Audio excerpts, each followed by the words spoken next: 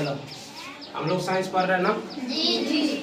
Class 6 का science है ये। इसका पौधे मतलब पेड़ पौधों की दुनिया का ये तीसरा क्लास है ना। पेड़ पौधों की दुनिया जो हम लोग पढ़ रहे थे इसका तीसरा क्लास है, ठीक है। पहला क्लास हम लोग पढ़े थे जिसमें हम लोग जड़ के बारे में पढ़े थे, तना के बारे में पढ़े थे, ठीक है। दूसरे क्लास में हम लोग पढ़े थे जड़ का कार्य, तना का कार्य पढ़े थे। उसके बाद और क्या पढ़े थे हम लोग? रेशेदार जड़ क्या होता है, घटना जड़ क्या होता है, जड़ का कार्य क्या है, तना का कार्य क्या है, इन सब चीजों के बारे में पढ़े थे।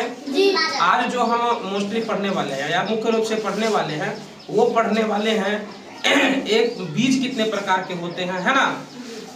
और दूसरा चीज ये पढ़ने वाले हैं कि सिरा क्या होता है, सिरा विन्यास क्या होता है, मध्य सिरा क्या होता है, जालिका सिरा क्या होता है, ठीक है। इस सब के बारे में पढ़ने वाले हैं। और समांतर सिरा विन्यास क्या होता है, इन सब चीजों के बारे में पढ़ने वाले हैं, ठीक है। तो चलो एक एक करके देखते हैं कि इन सब चीजों में क्या क्या हम लोगों के लिए क्या बेस्ट है और क्या हम लोगों को जानकारी प्राप्त करनी चाहिए, ठीक है ना।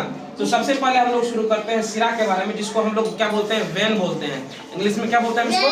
वेन बोलते हैं। तो पत्तियों में उपस्थित रेखित संरचनाओं को क्या कहते हैं? सिरा कहते हैं। ध्यान से देखो, यहाँ पर पत्ती का हम फोटो बनाए हैं, लेकिन ये जालिका रूपी सिरा विन्यास का है। लेकिन एक तुम लोग के लिए जो इसमें इम्पोर्टेंट है वो देखो, इसमें तुमको क्या लग रहा है, जैसे हम लोगों का नस होता है ना, जैसे हम लोग शरीर में क्या होता है, नस होता है ना, उसी प्रकार से इन पत्तियों में देखो एक नस टाइप की संरचना बनी हुई है ना। इनको हम लोग क्या कहते हैं? सिरा कहते हैं। क्या कहते हैं? सिरा कहते हैं। उसी प्रकार से अगर तुम मध्य सिरा देखोगे, इसको हम लोग मिडिल वेन बोलते हैं या मिडरिप बोलते हैं। क्या बोलते हैं? या तो मिडिल वेन बोलेंगे या फिर मिडरिप बोलेंगे। क्या बोलेंगे? मिडरिप बोलेंगे। पत्तियों के मध्य से गुजरती हुई मोटी सिरा को मध्य सिराएं कहते हैं। अब ध्यान से देखोगे तुम, एक मिनट ध्यान से देखो इसको। ये देखो, ये पेड़ पौधे में पत्ता देखे ना तुम लोग, ये देखो पत्ता में ये जो मोटी वाली संरचनाएं हैं, ये क्या है, थोड़ी सी मोटी है ना। मोटी वाली जो ये संरचनाएं तुमको दिखाई दे रही है, इसको हम लोग क्या कहते हैं? मध्य सिरा कहते हैं। क्या कहते हैं? इसको हम लोग क्या कहते हैं? ठीक है, मध्य सिरा कहते हैं। अब अगला हम लोग पढ़ते हैं सिरा विन्यास, जिसको हम लोग क्या बोलते हैं? वेन अरेंजमेंट बोलते हैं। क्या बोलते हैं? वेन अरेंजमेंट बोलते हैं, ठीक है। उसमें क्या कहता है? पत्तियों पर सिराओं द्वारा बनाए गए डिजाइन को क्या कहते हैं? ये देखो, ये मध्य सिरा है ना, ये सब सिरा है ना, जितनी भी इसमें उपस्थित तुमको लाइन दिख रही है वो सब सिरा है। तो इन सब सिराओं के द्वारा एक डिजाइन बनाया गया ना, वो हम लोग क्या कहते हैं? सिरा विन्यास। क्या कहते हैं? सिरा विन्यास कहते हैं, ठीक है। अब हम लोग एक बात बता दो, अब ये सब पढ़ लिए, सिरा पढ़ लिए, मध्य सिरा पढ़ लिए, सिरा विन्यास पढ़ लिए ना। अब तीसरा है कि जालिका सिरा विन्यास क्या होता है? क्या है? जालिका सिरा विन्यास क्या होता है, जिसको हम लोग रेटिकुलम वेनेसन बोलते हैं। क्या बोलते हैं? रेटिकुलम वेनेसन बोलते हैं। तो इसका क्या होता है कि यदि सिरा विन्यास की डिजाइन मध्य सिरा के दोनों जाल जैसा है, जो सिरा विन्यास की डिजाइन जो है ये मध्य सिरा है ना, मध्य सिरा है ना, दोनों साइड में दोनों जाल जैसा है, ये जाल जैसी है ना, तो इन सिरा को हम लोग क्या कहते हैं? इन सिरा विन्यास को कहते हैं हम लोग जालिका सिरा। ये जाल जैसी संरचना जो बनाती है ना, उसी को हम लोग क्या कहते हैं? जालिका सिरा विन्यास कहते हैं। क्या कहते हैं? जालिका सिरा विन्यास कहते हैं। अगला है हमारा समानांतर सिरा विन्यास, जिसको हम लोग पैरेलल वेन अरेंजमेंट बोलते हैं। क्या बोलते हैं? Parallel when arrangement. क्या बोलते हैं? पैरेलल वेन अरेंजमेंट, ठीक है। कुछ पत्तियों में सिराएं एक दूसरे के समानांतर होती है, ऐसे सिरा विन्यास को समानांतर सिरा विन्यास कहते हैं।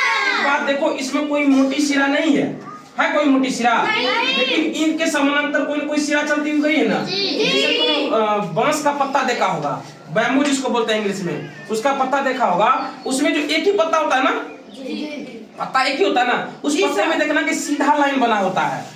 ध्यान से अगर तुम उसको छू करके महसूस करना, उसमें सीधा सिरा बना रहता है। ऐसे सिरा को हम लोग क्या कहते हैं? समानांतर सिरा विन्यास कहते हैं। जब सिरा एक दूसरे के समानांतर हो तो उसको हम लोग क्या कहते हैं? समानांतर सिरा विन्यास कहते हैं, ठीक है। तो यहाँ पर तुम्हारा विन्यास खत्म हो गया, जहाँ पे सिरा हम पढ़े, मध्य सिरा पढ़े, सिरा विन्यास पढ़े, जालिका सिरा विन्यास पढ़े, समानांतर सिरा विन्यास पढ़े, ठीक है। कोई दिक्कत? अब आगे है हमारा बीज है, ठीक है ना।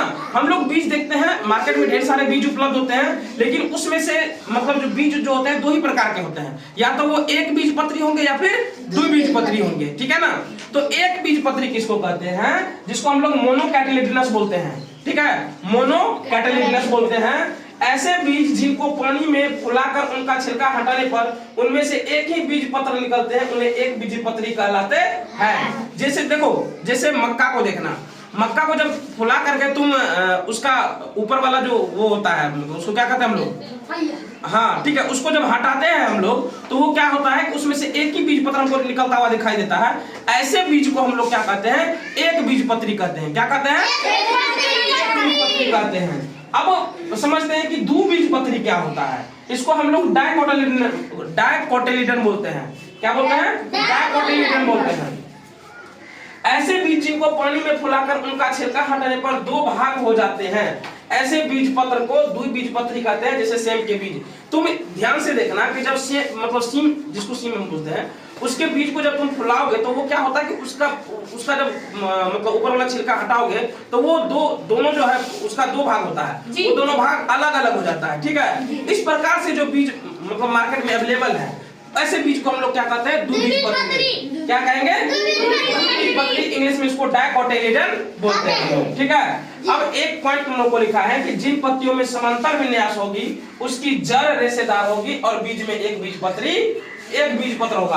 कहने का मतलब ये होगा जिन पत्तियों में मतलब जिन पत्तियों का ये एक ही सिरा मतलब समांतर शिराविन्यास है ना, इसलिए कह रहा है कि जिन पत्तियों में समांतर शिराविन्यास होगा तो ये समांतर शिराविन्यास वाली होगी जड़। ठीक है ना, उनकी जड़ रेशेदार होगी। अब जो बांस की जड़ें होती है क्या होती है, रेशेदार होती है। रेशेदार होती है, उसमें कोई मुख्य जड़ नहीं होती है। ठीक है, और बीज में एक बीजपत्र होगा। जब इसका बीज बनेगा तो वो क्या होगा, एक बीजपत्री होगा। ठीक है, इस क्लास में हम लोग इतना ही समझेंगे और इसके आगे तुम लोगों को क्वेश्चन आंसर बना के आना है। अगर क्वेश्चन आंसर नहीं बना तो अगले क्लास में हम लोग वो भी डिस्कस कर लेंगे, लेकिन फिलहाल आज के लिए इतना है।